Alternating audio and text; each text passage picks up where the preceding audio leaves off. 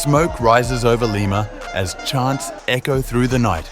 Justicia para Eduardo! A young rapper's death ignites a nation's fury. From the bloodied streets outside Congress to candlelit vigils in Plaza San Martin, Peru's restless Gen Z faces off with power once again, a rebellion born from corruption, chaos, and lost faith.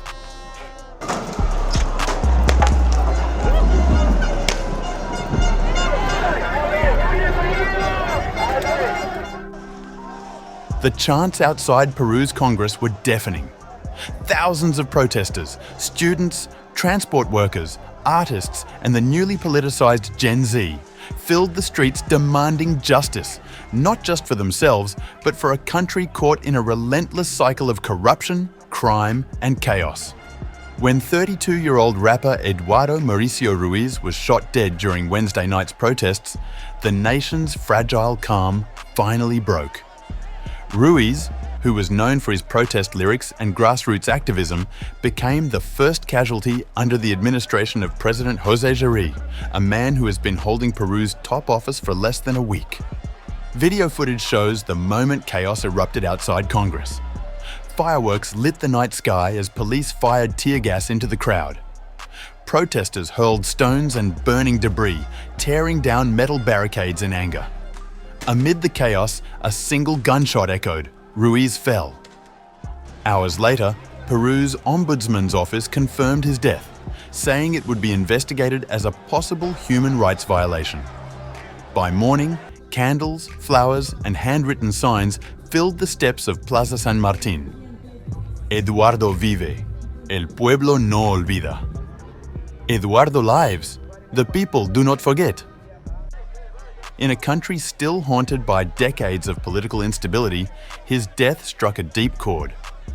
The protests, originally driven by demands for better wages, pensions and safety, have now turned into a full-blown movement against state brutality and government impunity. Que salió a las calles a reprimirnos. Ustedes fueron testigos.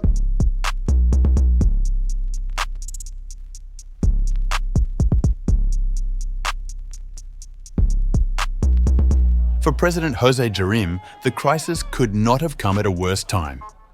Having assumed power just days after the dramatic ouster of former President Dina Boluarte, Jeri had promised a new beginning for Peru, a nation weary of scandals, street violence, and political turnover.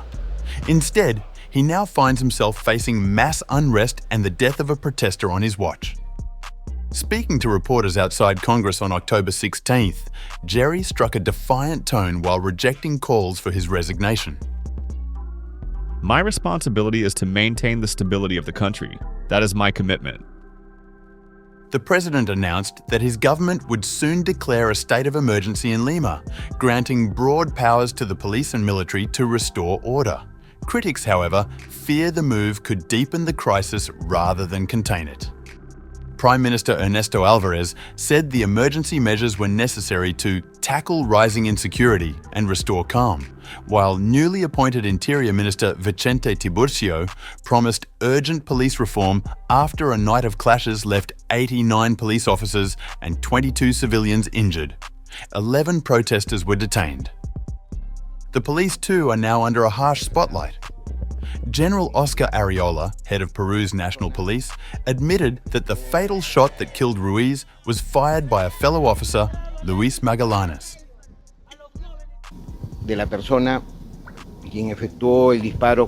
The identity of the person who fired the gun, who was attacked before that, and then was attacked after firing. He is here in the hospital, where 89 police officers who were injured in all the acts of violence are also hospitalized. Arreola said Magallanes had been assaulted during the clashes and acted in the heat of confrontation. He was later hospitalized and dismissed from his post. The person who fired the shot was 3rd Sergeant Luis Magallanes, who belongs to the Criminal Investigation Department, not the Turner Group, the Police Tactical Intelligence Unit. He was involved in the incident, as determined by the investigation into the events on Abancay Avenue. He has been diagnosed with multiple traumas and has an arrest warrant out against him. The head of the homicide division is conducting the investigations. Y actualmente tiene un diagnóstico de politraumatizado. President Jeri expressed his regret in a post on X, calling the incident a tragedy that would be objectively investigated. Yet, he also blamed the violence on what he described as delinquents infiltrating peaceful demonstrations to sow chaos. I mourn the passing of citizen Eduardo Ruiz Sanz, 32 years old. Strength to his family in this moment. May the investigations determine the facts and responsibilities with objectivity. But on the streets of Lima, few were convinced.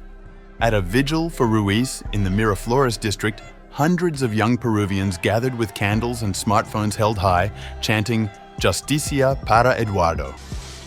Activist Milagros Samillan, who attended the protest, told Al Jazeera, "He was peacefully hanging out with his friends. The bullet hit his chest. We want justice."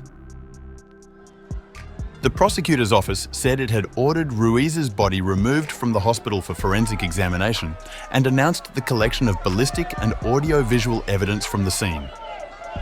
Investigators framed the incident within the context of serious human rights violations, language that signals international concern.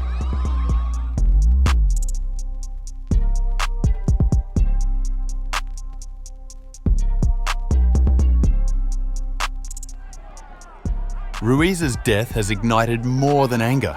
It has given voice to a generation long dismissed as apathetic. The movement, now being called the Gen Z uprising, has drawn tens of thousands across Peru's major cities, united by the shared frustration that their future is being stolen by corruption, insecurity, and economic stagnation. The protests trace their roots back to early September, when student groups and transport unions organised small marches calling for better wages and pensions. Those demonstrations, at first sporadic and peaceful, quickly spread nationwide as violent crime surged and the government appeared paralysed. When President Boluarte was ousted last week in a midnight impeachment vote, Peru's sixth president to fall in less than a decade, the unrest only intensified. Many saw her removal not as renewal, but as proof that the country's political system had rotted from within. Now, the seventh president in 10 years, José Jeri, faces the same dilemma, a nation that no longer trusts those who lead it.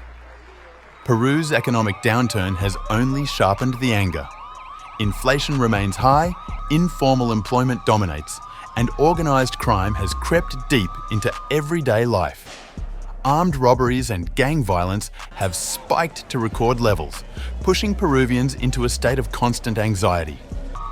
"We are not just protesting a president," said 24-year-old student Alejandro Vargas during a march in downtown Lima. "We are protesting a system that keeps changing faces, but never changes its heart." Outside the National Congress, smoke still lingers. Protesters have vowed to continue until the corrupt step down. Social media feeds are flooded with clips of police violence, paired with rap lyrics from Ruiz's old performances. His voice now turned into the soundtrack of rebellion. International observers are also watching closely. The Inter-American Commission on Human Rights called for a transparent and independent investigation into the protesters' death. Human Rights Watch warned that the use of lethal force by police could constitute an extrajudicial killing if not justified by self-defense. Inside the government, however, there is little sign of retreat. Jeri's administration appears determined to project strength. Plans for the emergency decree are already in motion, and Congress is expected to vote on granting the president special powers to legislate on crime and security, moves that critics say could further militarize law enforcement and suppress dissent. In the early hours of October 17th, Lima's Plaza San Martin glowed under candlelight. Crowds stood in silence as Eduardo Ruiz's song, "Mi Barrio No Cala," My Neighborhood Won't Be Silent, played through speakers. His words, once a call for pride in Peru's working-class neighborhoods, now carried the weight of national tragedy. President Jeri insists he will not resign. His government, barely a week old, already faces its first great test, not from opposition parties or foreign powers, but from a generation unwilling to be silenced. Whether Peru's young protesters will succeed in forcing reform or face another cycle of repression remains uncertain. But one truth is undeniable. The death of a single rapper has become the spark for a movement that refuses to fade. As the smoke clears and Lima braces for a state of emergency, the country stands once again at a familiar crossroads between control and chaos, between fear and freedom, between forgetting and fighting back.